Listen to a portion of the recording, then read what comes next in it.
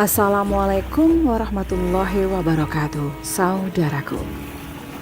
Penyebaran Islam yang damai di Nusa Tenggara Timur merupakan contoh mengagumkan bagi Indonesia yang istimewa.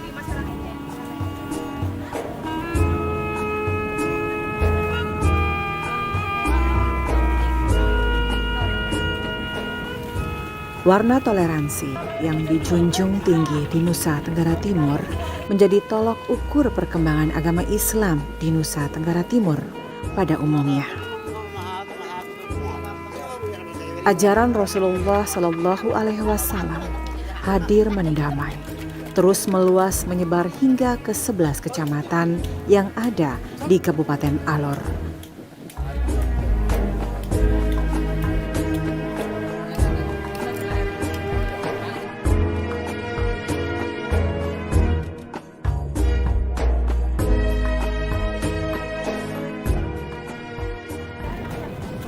Syiar Islam di Alor memiliki cerita tersendiri dalam balutan sejarah yang terus mengharum. Awal penyebaran Islam di Alor terbagi dalam 3 tahapan.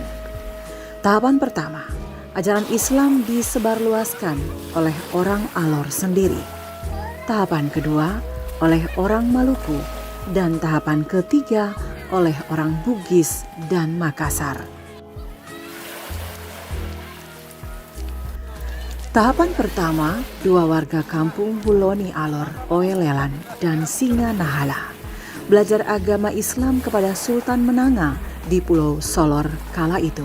Kemudian datang kembali dan mengajarkannya.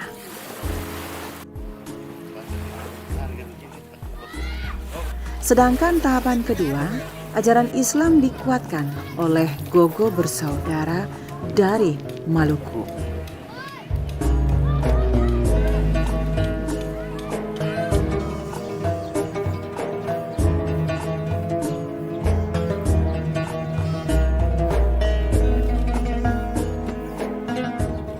Lima Gogo bersaudara datang pada masa kerajaan Baulolong kedua.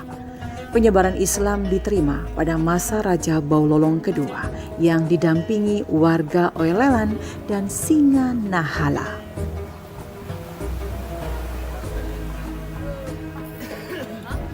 Sedangkan tahap ketiga, pada pertengahan abad ke-16, Mubalik dari Bugis dan Makassar datang untuk melengkapi dan menyempurnakan ajaran agama Islam yang diterima penduduk sebelumnya.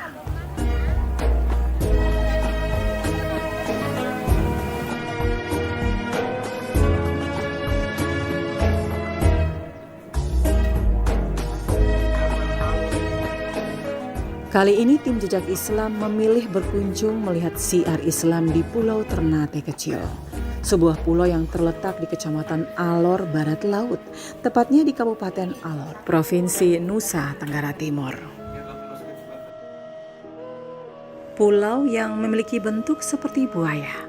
Di Ternate Kecil terdapat sebuah masjid yang diberi nama Al-Ijtihad, Desa Ternate Alor. Asal muasal nama pulau yang juga disematkan untuk nama desanya memiliki garis cerita yang sudah bisa ditebak. Desa ini merupakan salah satu dari 19 desa dan kelurahan yang ada di Kecamatan Alor Barat Laut.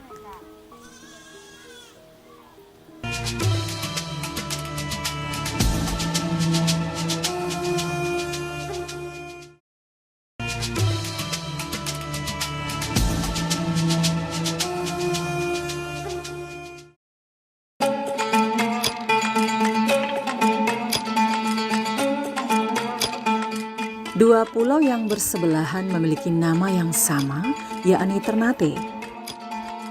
Yang membedakan nama keduanya adalah Ternate Besar dan Ternate Kecil. Mengapa Ternate Kecil dikenal dengan sebutan Pulau Buaya? Pada tahun 1982, ABRI masuk desa, berkunjung ke Ternate Kecil. Mereka sangat tertarik dengan bentuk Pulau Ternate yang jika dilihat dengan kasat mata, bentuk Pulau Ternate kecil sangat mirip dengan buaya. Sejak itu nama Ternate kecil menjadi viral dengan sebutan Pulau Buaya.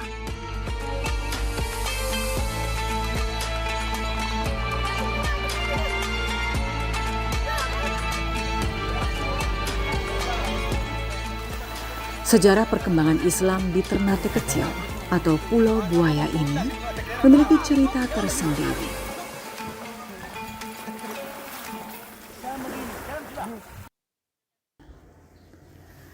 Di desa Ternate kecil terdapat sekolah PAUD, kelompok bermain, madrasah ibtidaiyah, madrasah sanawiyah, dan madrasah aliyah.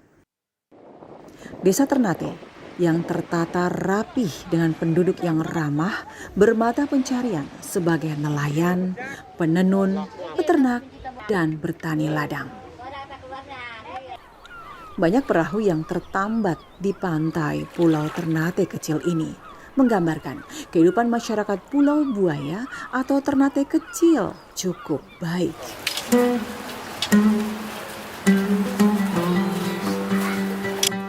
Satu warisan leluhur yang dijaga dan digeluti hingga kini oleh kaum perempuan Alor adalah menenun benang menjadi kain. Kain tenun Alor memiliki beragam motif yang berkarakter.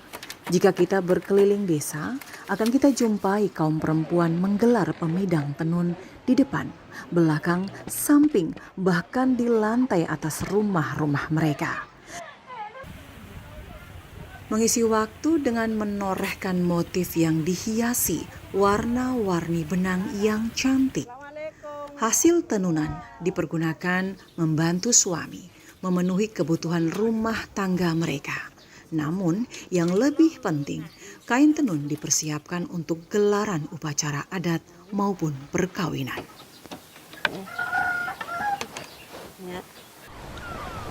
Kekayaan dan keindahan alam bawah laut di Kabupaten Alor merupakan salah satu inspirasi perempuan Alor dalam menoreh warna dan bentuk lurik motif di atas kain mereka.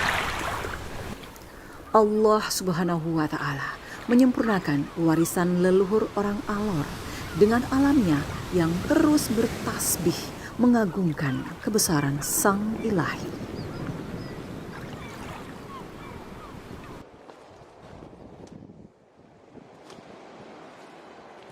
Di Pulau Ternate kecil atau Pulau Buaya ini terdapat beberapa tempat sejarah penyebaran Islam.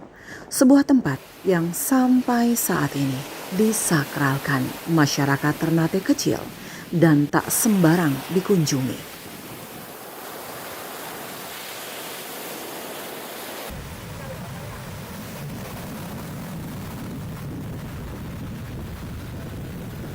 Obi Singa, sebuah tempat yang dipercaya merupakan tempat persinggahan Gogo bersaudara. Tempat di mana mereka beristirahat dari berkeliling melihat pulau-pulau kecil yang memperindah perairan di Kabupaten Alor. Lokasi yang diperkirakan memiliki luas sejauh mata memandang, dihiasi pasir nan putih. Di sudut lain terdapat beberapa batu ceper berwarna putih, terlihat bagai sebuah singgasana kecil, nampak tertata rapih, tak tersentuh. Lokasi yang sejuk, tenang, berkarisma, berhadapan dengan laut lepas adalah tempat yang nyaman untuk bermuhasabah, menenangkan diri.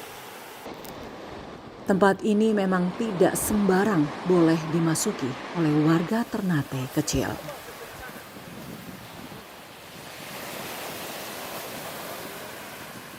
Dari sinilah Gogo bersaudara melanjutkan perjalanan menuju ke Wewanja di desa Alila. Dan setelahnya mereka akhiri berkeliling Alor menuju ke desa Aemuli di Alor Besar.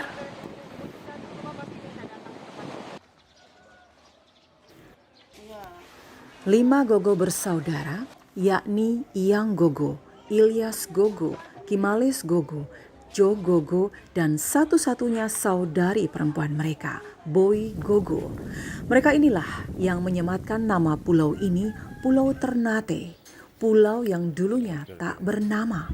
Orang-orang asli Pulau Alor menyebut mereka dengan sebutan Sultan dari Maluku Ternate. Mereka masuk di sini di Kabupaten Alor sejak tahun 1523. Pertama kali mereka mendarat di Bota atau Vivanja, artinya mata air Banda. Kemudian mereka di situ, Bapak Yang Gogo mencantapkan tongkat bilalnya ke tanah di situ sehingga mata air itu naik. Mereka gunakan untuk berwudu, mandi. Setelah itu mereka pindah lagi ke Nanatu, yaitu desa Aimoli yang sekarang berhadapan dengan kita.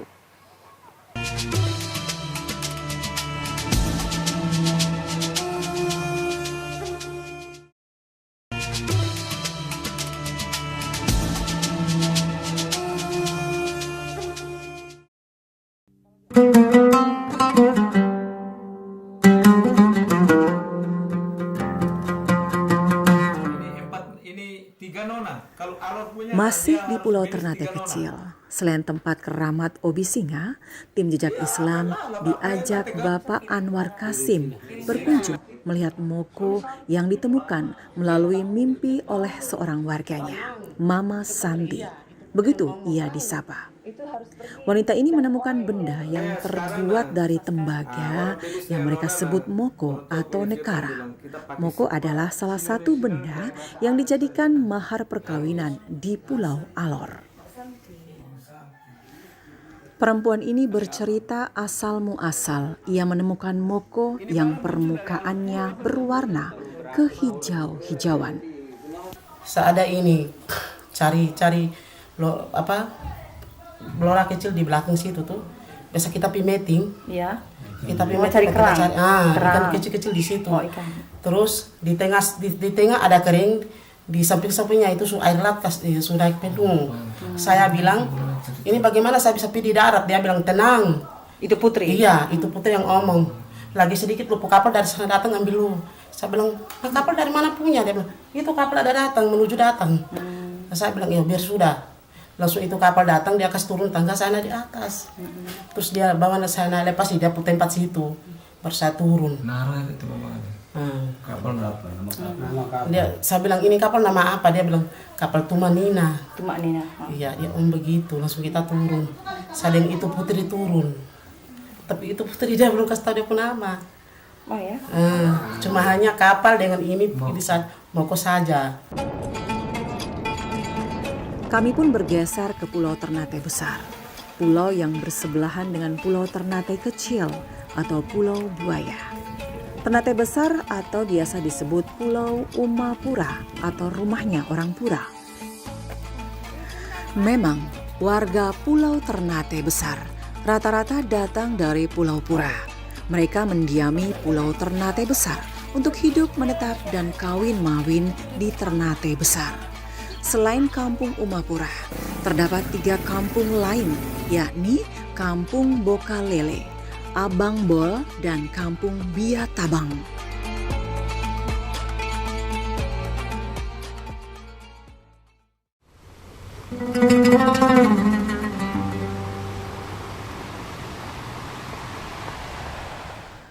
Al-Mu'ansar Umapura adalah satu-satunya masjid yang berada di Ternate besar.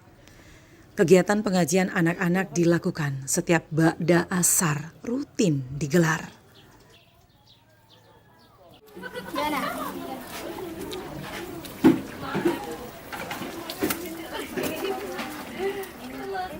Daerah yang telah memposisikan diri dalam zona hijau atau aman dari pandemi COVID ini tetap menjaga warganya untuk hidup lebih sehat.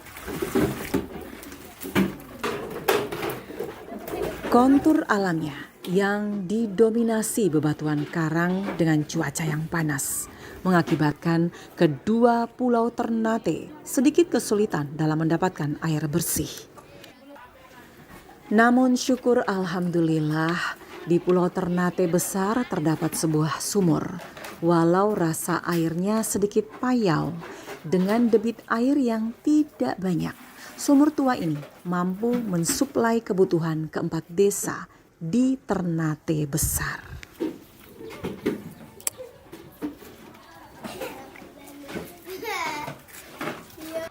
Jika di Pulau Buaya atau di Ternate kecil, masyarakatnya 100% memeluk agama Islam. Berbeda dengan Ternate besar. Dari keempat kampung yang ada di Ternate besar atau di Umapura ini, hanya satu kampung yang masyarakatnya memeluk agama Islam.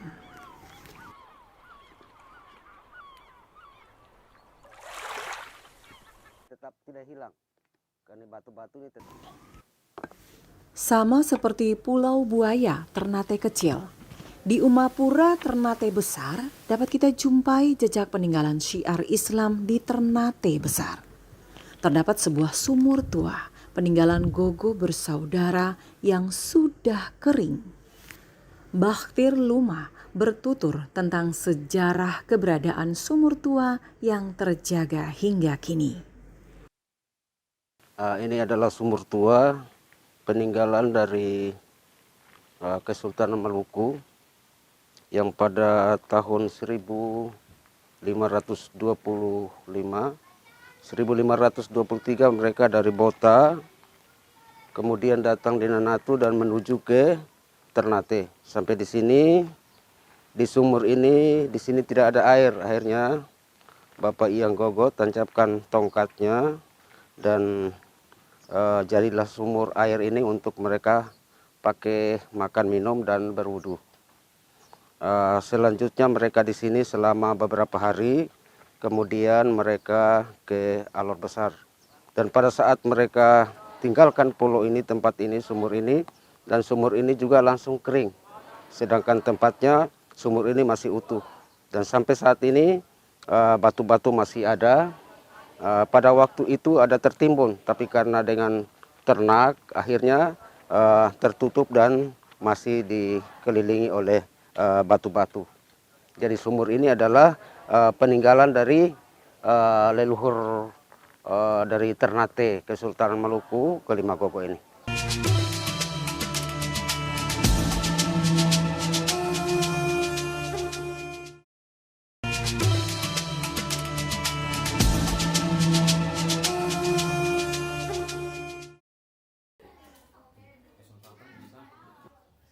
Bukan hanya sumur tua yang bisa kita jumpai di Ternate besar.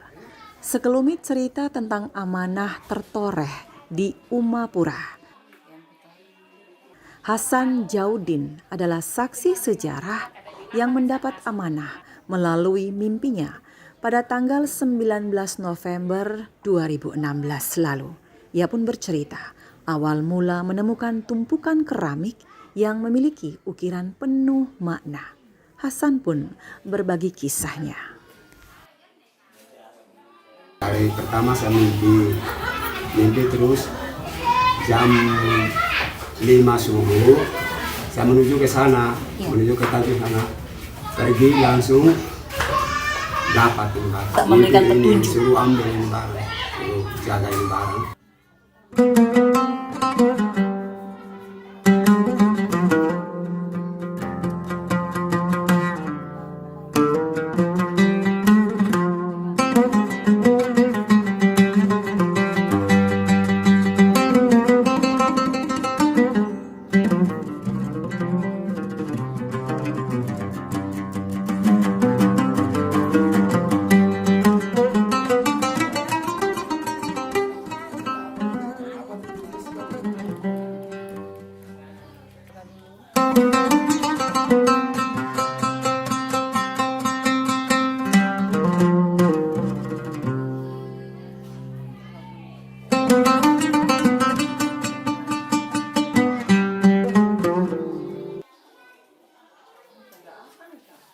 Pakai baju putih, tidak bukan baju putih, ini pakai ini saja apa? Selendang.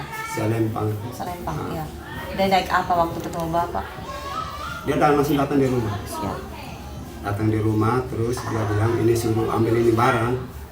Jadi saya pas ini habis sholat subuh, langsung ditandu sana. Ini langsung duduk pas ini ketemu ini yang duluan.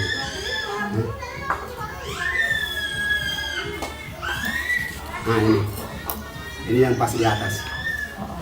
Posisinya di atas? Di atas, baru ini sini. Bukan gali pasir baru dapat.